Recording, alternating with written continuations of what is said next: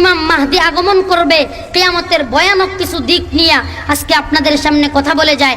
যদিও আপনাদের মনে হবে বিষয়টা অপ্রাসঙ্গিক, আমি বলবো না, অপ্রাসঙ্গিক না। মুসলমানদের মধ্য থেকেও যে কিছু মুনাফিক নামদারি যে আয়াত আমি তিলাওয়াত করেছি, ওমাই ইয়াতাওয়াল্লাহুম মিনকুম ফাইন্নাহু মিনহুম, এরা আমাদের দলের মধ্য থেকেই তারা বলবে, কিন্তু এরা মূলত আমাদের দলের না। এই আলামত সমূহ কি হবে দেখেন, মানুষের ধন সম্পদ এমনভাবে বৃদ্ধি পাবে যে মানুষ একজন আরেকজনের সাথে ধন সম্পদ নিয়ে প্রতিযোগিতা শুরু করবে। হচ্ছে না? হচ্ছে না? আলামতগুলো মিলাবেন আজকে, কেউ পারলে নোট করে নেন। 2 নম্বরে মানুষ চুলে কলপ ব্যবহার করা শুরু করবে। বয়স থাকবে 60 বছর, আবার যুবক হওয়ার জন্য চুলের মধ্যে কলপ লাগায় কালো মাখায় মানুষকে ধোঁকা দেওয়া শুরু করবে। আমার মা ও বোনেরা, নাউজুবিল্লাহ, এরা এই আজকের কথা না, কিন্তু এগুলো হাদিসের কথা, বুখারী শরীফের হাদিসের কথা। চুলে কলপ দিবে, এটা আবু দাউদ শরীফের কথা। হাদিসের কিতাবের মধ্যে আসছে যে এমন ভাবে কলপ দিবে, মহিলারা চুল এমন ভাবে ফ্যাশন করে কাটবে যে 40 বছরের 50 বছরের মহিলা দেখলে মনে হবে যেন 20 বছরের নাই। কথা বলেন না কেন? এই ধরনের ফ্যাশন করবে কিয়ামতের আগে, ইমাম মাহদি আসার আগে। 3 নম্বরে ঘন ঘন ভূমিকম্প হবে। বুখারী শরীফের হাদিস। কি হবে? ঘন ঘন ভূমিকম্প হবে। হয় না? হয় না? যখন ভূমিকম্প হয়, রাত্রে যদি ভূমিকম্প হয়, হুজুর দেখবেন ফজরের নামাজের সময় মসজিদ ভরা। রাত্রে ভূমিকম্প হইলে ফজরের নামাজের সময় মসজিদ ভরা, জোহরের নামাজের সময় আর লোক নেই। কথা বলেন না কেন? এই হলো অবস্থা। 4 নম্বরে বিনা বিচারে হত্যাকাণ্ড বেড়ে যাবে। বুখারী ও মুসলিম 2 কিতাবের মধ্যে, সিয়াসিত্তার যেগুলোকে বলা হয় সহিহাইন, 2 কিতাবের মধ্যেই লিপিবদ্ধ আছে, বিনা বিচারে হত্যাকাণ্ড বেড়ে, কোনো বিচারের দরকার নাই, ঠস করে গুলি করে মারো। কথা বলেন না কেন? হচ্ছে না? হচ্ছে না? জোরে বলেন, হচ্ছে না? হচ্ছে না? ইসলাম এই স্বকীয়তা প্রত্যেকটা আলেমকে দিয়েছে। প্রত্যেকটা আলেমের এই মোটিভেশন থাকতে হবে, তার ভিতরে এরকম চিন্তা চেতনা থাকতে হবে। ইসলামের কথা, দ্বীনের কথা, কোরআনের কথা সব মানুষের সামনে, তাগুতের শক্তির সামনে, রক্তচক্ষুর সামনে অকপটে বলতেই হবে। আজকে কি বিনা বিচারে হত্যাকাণ্ড বাড়ছে না কমছে? কথা বলেন না কেন? লিখে রাখেন, কথাগুলো লিখে রাখেন। 5 নম্বরে বললাম বিনা বিচারে হত্যাকাণ্ড বেড়ে যাবে। ঘন ঘন বাজার বসবে, মহিলারা সর্বপ্রথম সেখানে যায় ডুববে। ঘন ঘন কি বসবে? কথা বলেন না কেন? ঘন ঘন বাজার হইব, আর বাজারের মধ্যে যায় দেখবেন সবচাইতে বেশি হলো মহিলা।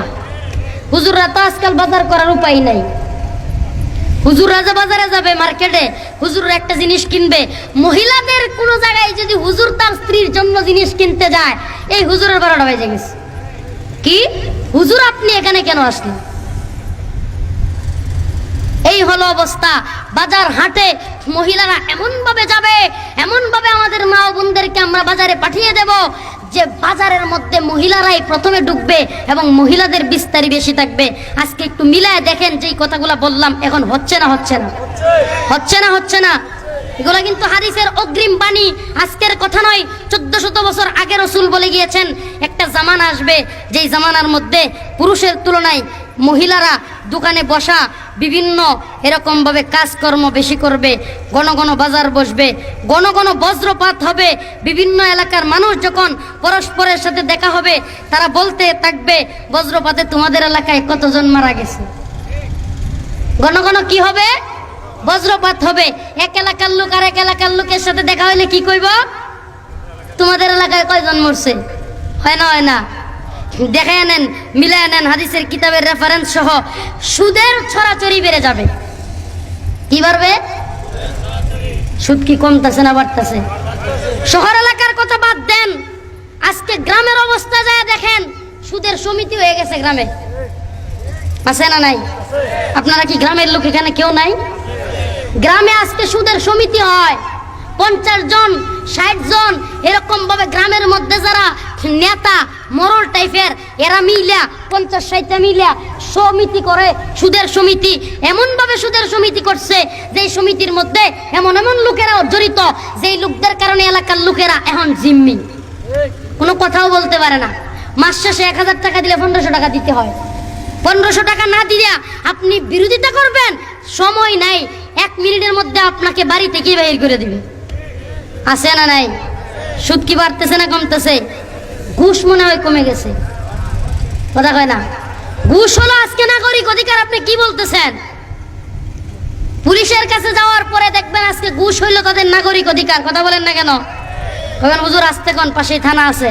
ভাই কি বলবো, কিছু বলার নাই। আজকে তাদের যেন নাগরিক অধিকার হয়ে গেছে, ঘুষ না নিলে তাদের হবেই না, আর ঘুষ নিবেই না কেন? চাকরিটা নেওয়ার আগে তো 10 লক্ষ তারাও দিছে। কথা বলেন না? মজা নিয়েন না, দুনিয়াটা আমরাও বুঝি, দুনিয়াটা বুঝাও না বুঝার বান্দরে হুজুর আজকে আছে। আপনি যদি মনে করেন আল্লামা কাসেমি সাহেব 80 বছর বয়স, হুজুর আর এই দুনিয়ার কি বুঝে, কাছে যায় দেখেন দুনিয়াটা আপনি কতটুকু বুঝেন, হুজুর কতটুকু বুঝে। কথা বলেন না? হুজুর যে কতটুকু বুঝে, দুনিয়ার লোক তারা কতটুকু বুঝে, দুনিয়া কতটুকু তাদের কাছে যেতে চায়, তারা কতটুকু দুনিয়াকে সরিয়ে রাখে, সেটা তাদের কাছে গেলে বুঝবেন। হুজুরদের কাছে না যায়া বাহির থেকে মন্তব্য করে যে এই সমস্ত মানুষ, এরা আসলে মূলত ভুলের মধ্যে আছে। কথা বলেন না কেন? এই যে লোকেরা আরো দেখেন, জিনা, বেবিচার, অবৈধ সম্পর্ক, পরকীয়া, এগুলো বেড়ে যাবে। হাদিসের কিতাবের কথা, জিনা, বেবিচার, পরকীয়া, এগুলা কি হবে? এগুলা কিন্তু ইমাম মাহদী আলাইহিস সালাম আসার আগের আবির্ভাবের আগের আলামত। এখন আমি যদি প্রশ্ন, অযোগ্য ব্যক্তির হাতে সমাজ, পরিবার, রাষ্ট্র প্রায় জায়গায় এরকম ভাবে অযোগ্য ব্যক্তি দ্বারা পরিচালিত হবে। কি হবে? কোরআন হাদিসের দলিল ভিত্তিক কথা। আজকে দেখেন সমাজের যোগ্যতার সবচাইতে সমাসীন জায়গাগুলাতে অযোগ্য মানুষগুলা বসে গেছে। অযোগ্য মানুষগুলা এমন ভাবে আমাদের মাথার উপর চড়াও হয়েছে। আজকে জায়গায় জায়গায় একটা কথা মনে রাখবেন, কোনো ব্যক্তি মুহাদ্দিস হোক, কোনো ব্যক্তি আলেম হোক, কোনো ব্যক্তি ইমাম হোক, কোনো ব্যক্তি উকিল হোক, কোনো ব্যক্তি জজ হোক, কোনো ব্যক্তি ম্যাজিস্ট্রেট হোক, যে যেই পদেই থাকুক, পুলিশ থাকুক, যে যেই পদেই থাকুক, মনে রাখতে হবে কোনো ব্যক্তির পদ দ্বারা তাকে শুধুমাত্র চিহ্নিত করলেই চলবে না। কোনো ব্যক্তির যদি ব্যক্তিগতভাবে ইসলামের প্রতি শত্রুতা থাকে, কোনো ব্যক্তি যদি ইসলামের বিরুদ্ধাচরণ করতে চায়, সে যেই পদেই থাকুক, ইসলামের বিরোধিতা করলে আমরাও তার বিরুদ্ধাচরণ করব। এই জন্য সমাজের অযোগ্য ব্যক্তিদেরকে আজকে যোগ্যতার আসনে বসাইছে। ছোট্ট একটা ঘটনা মনে পড়ছে, বলবো। যে যার যোগ্য না, তারা সেই যোগ্যতার স্থানে দিলে যা হয়, এর ছোট্ট একটা ঘটনা মনে পড়ে গেছে। এক ছেলে, হয়তো ঘটনাটা আশেপাশে বলছি কিনা জানি না, এক ছেলে বিবাহ করছে, বুকা ছেলে। বিবাহের পরে আর শ্বশুর বাড়িতে যায় না। এবার শ্বশুর বাড়ি থেকে এরকম ভাবে কমপ্লেন আসছে যে জামাই তো এই যে বিয়ার পরে একবারও আসলো না, মেয়েটারে নিয়েও আসে না, দেখতে পারি না। কি আপনার ছেলেকে বলেন। মার কাছে বিচার দিল। মা বলল, বাবা তুই তো বিয়ার পরে আর শ্বশুর বাড়িতে যাস না, কারণ কি? কয় আমি তো এই যে বিবাহের পরে আসছি, এখনো পর্যন্ত চিনি না। কথা বুঝতেছেন? এইবার ছেলেকে মা বলে দিল, একদম নাক বরাবর যাবি। কি করবি? নাক বরাবর যাবি। নাক বরাবর যাবি, কোনো এদিক সেদিক যাবি না। যদি নাক বরাবর যাস, তাইলেই একমাত্র সোজা পথে তো শ্বশুর বাড়ি পাবি। এইবার মার কথা কি করবে, ফেলানো তো যায় না। নাক বরাবর যাওয়া শুরু করলো শ্বশুর বাড়িতে। রাস্তার মধ্যে আপনার বিশাল বড় ঘটনা বলা উদ্দেশ্য না, ঘটনা বলে আপনাদেরকে হাসানো উদ্দেশ্য না। আমি শুধুমাত্র বলতে চাই, আজকে দেখেন সমাজে অযোগ্য লোকদেরকে বসানোর কারণে আজকে বিভিন্ন কাজের মধ্যে আজকে গাফলতি। আজকে দুঃখ ভারাক্রান্ত মন নিয়ে কিছু কথা বলার জন্য চেষ্টা করেছিলাম, কিন্তু বলার উপায়ও নাই। এরকম একটা কথা আছে আমাদের গ্রাম্যভাবে বলে যে শীত হইয়া শুয়া নাকি এরকম তুতু দিলে নিজের বুকেই পরে। কিছু বলার নাই। আজকে সব জায়গায় এরকম ভাবে অযোগ্য মানুষগুলা যোগ্যতার এমন এমন জায়গায় বসছে যেখান থেকে না যায় সরানো, না যায় কিছু বলা, যেই কারণে আমাদের উপরে শুধুমাত্র মুসিবত আসতেছে, আসতেছে, আরো আসবে। কারণ হলো একটা কথা মনে রাখতে হবে, অযোগ্য মানুষগুলাই যোগ্যতার আসনে, যোগ্যতার চেয়ারে তখনই বসে যখন এই আসনগুলা খালি থাকে। কথা বলেন না কেন? খালি থাকে। আর আজকে এই বিষয়টাকেই কিয়ামতের আলামত সম্পর্কে আপনারা জেনে নিন। এটাই হলো কিয়ামতের আলামতের মধ্যে একটা অন্যতম আলামত, যে কিয়ামতের আগ মুহূর্তে সমাজে অযোগ্য মানুষগুলা যোগ্যতার আসনে বসে যাবে। কথা বুঝতেছেন? ওই ছেলে এইবার, ঘটনা হয়তো শুনছেন, ঘটনা বলা উদ্দেশ্য না। ওই ছেলে এইবার শ্বশুর বাড়িতে যায়। শ্বশুর বাড়িতে যাওয়ার পথে এই রাস্তার মধ্যে একটা এরকম পুকুর, পুকুরের মধ্যে এইবার চিন্তা করলো পুকুরের ওপাশ দিয়ে যদি যায় তাইলে তো নাক বরাবর যাওয়া হবে। এবার মনে মনে চিন্তা করলো পুকুরের একদম মাঝখান দিয়ে সাঁতার দিতে হবে।